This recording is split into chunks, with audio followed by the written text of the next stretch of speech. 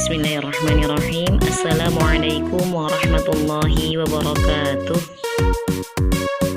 Baik, bertemu lagi dengan Bu Pupu di pelajaran pendidikan agama Islam.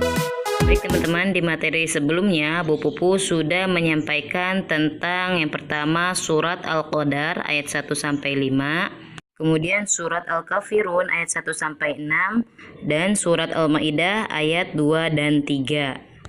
Nah, sekarang Bu Pupu akan menyampaikan materi tentang memahami makna Quran surat Al-Hujurat ayat 12 dan 13. Baik, sebelum masuk ke materi, alangkah baiknya kita baca dulu surat Al-Hujurat ayat 12 dan 13. Silahkan disimak, kemudian didengarkan dan kita baca bersama-sama ya. A'udzu billahi minasyaitonir rajim. Ya ayyuhalladzina amanu jtanibu katsiran minadh dhanni inna ba'dadh dhanni ithmun wa la tajassasu wa la yaghtab ba'dukum ba'da ayuhibbu ahadukum ayyakula lahma akhihi maitan fakarihtumuh wattaqullah innallaha tawwabur rahim. Yang artinya, aku berlindung kepada Allah dari godaan syaitan yang terkutuk. Wahai orang-orang yang beriman, jauhilah banyak dari prasangka. Sesungguhnya sebagian prasangka itu dosa. Dan janganlah kamu cari-cari kesalahan orang lain. Dan janganlah ada di antara kamu yang menggunjing sebagian yang lain. Apakah ada di antara kamu yang suka memakan daging saudaranya yang sudah mati? Tentu kamu merasa jijik, dan bertakwalah kepada Allah. Sungguh Allah Maha Penerima Taubat, Maha Penyayang. Baik, dilanjutkan di ayat ke-13. Ya ayyuhan nasu inna khalaqnakum min dzakarin wa untha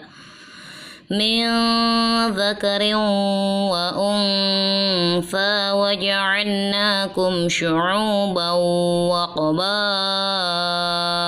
lita'arafu inna akramakum 'indallahi atqakum innallaha 'alimun khabir. Shadaqallahul azim. Yang artinya, hai manusia, sungguhnya kami menciptakan kamu dari seorang laki-laki dan seorang perempuan dan menjadikan kamu berbangsa-bangsa dan bersuku-suku supaya kamu saling kenal mengenal. Sesungguhnya orang yang paling mulia di antara kamu di sisi Allah ialah orang yang paling takwa di antara kamu. Sesungguhnya Allah Maha Mengetahui lagi Maha Mengenal. Maha benar Allah dengan segala firman-Nya. Baik, makna dari Quran surat Al-Hujurat ayat 12. Yang pertama yaitu janganlah berburuk sangka kepada orang lain.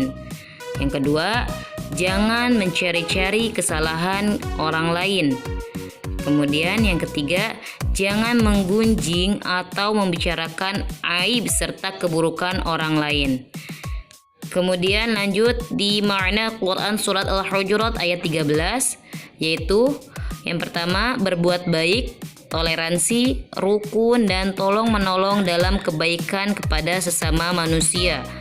Yang kedua, bertakwa kepada Allah, sebab Allah memuliakan makhluknya atau manusia berdasarkan takwanya, bukan karena suku, bangsa, atau warna kulitnya. Nah, itulah makna dari Quran surat Al-Hujurat ayat 12 dan 13. Nah, tahukah teman-teman, surat Al-Hujurat ini merupakan surat Madaniyah atau surat yang diturunkan di kota Madinah, dan surat ke-49 terdiri dari 18 ayat. Dan Al-Hujurat artinya kamar-kamar. Baik, selanjutnya yaitu isi kandungan Quran surat Al-Hujurat ayat 12. Isi kandungan Quran surat Al-Hujurat ayat 12 yang pertama yaitu dalam ayat ini Allah Subhanahu wa taala memberi peringatan dan melarang orang-orang yang beriman untuk berburuk sangka, mencari kesalahan orang lain dan bergunjing. Kemudian yang kedua, Allah memberi perumpamaan bagi orang yang suka menggunjing itu seperti orang yang memakan daging saudaranya yang sudah mati. Na'udzubillah tsumma na'udzubillah min dzalik. Maksudnya bergunjing yaitu berkata tidak baik terhadap saudaranya atau riba, menceritakan atau menjelekkan keburukan orang lain. Nah, itu adalah yang dimaksud dengan menggunjing. Yang ketiga adalah Allah memerintahkan supaya tetap bertakwa karena Dia adalah Maha Pengampun lagi Maha Penyayang. Takwa adalah taat kepada Allah, menjalankan semua perintah Allah dan menjauhi semua larangan Allah. Baik, selanjutnya isi kandungan Quran surat Al-Hujurat ayat 13. 1. Allah tidak membedakan kedudukan manusia dari jenis kelamin, laki-laki maupun perempuan, suku, bangsa maupun ras. Nah, jadi tidak dibedakan sama Allah apakah dia seorang laki-laki atau perempuan, apakah dia dari bangsa mana. Allah tidak akan perhatikan itu.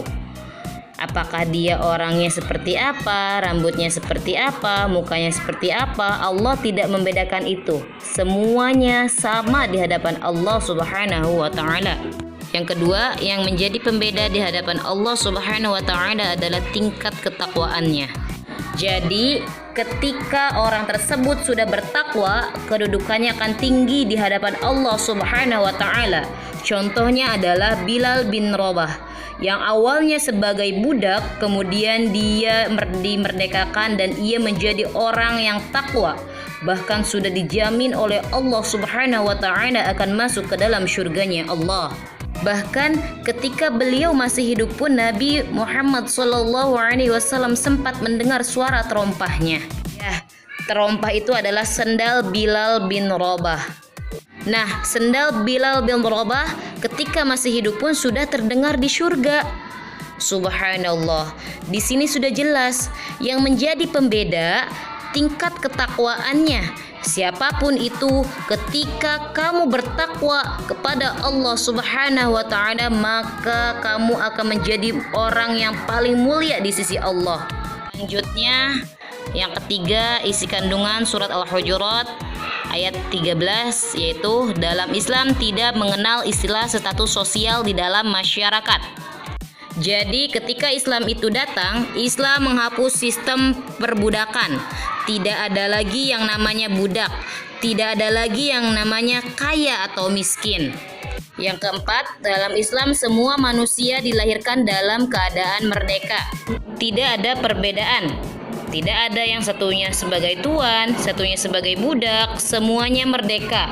Yang membedakan adalah ketakwaannya.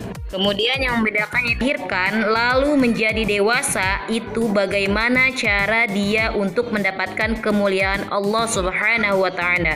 Kemudian yang mendapatkan keberkahan di dunia ataupun di akhirat. Yang kelima, Allah menciptakan berbagai macam suku, bangsa agar kita saling mengenal.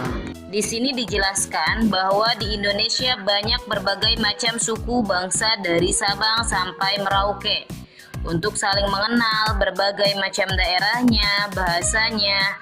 Nah, itu baru Indonesia. Bagaimana dengan satu dunia ini? Jadi disinilah kita untuk saling mengenal, kita bisa keluar negeri, kita bisa ke daerah yang lain.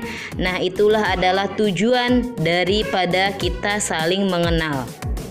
Baik teman-teman, itulah isi kandungan Quran surat Al-Hujurat ayat 12 dan 13.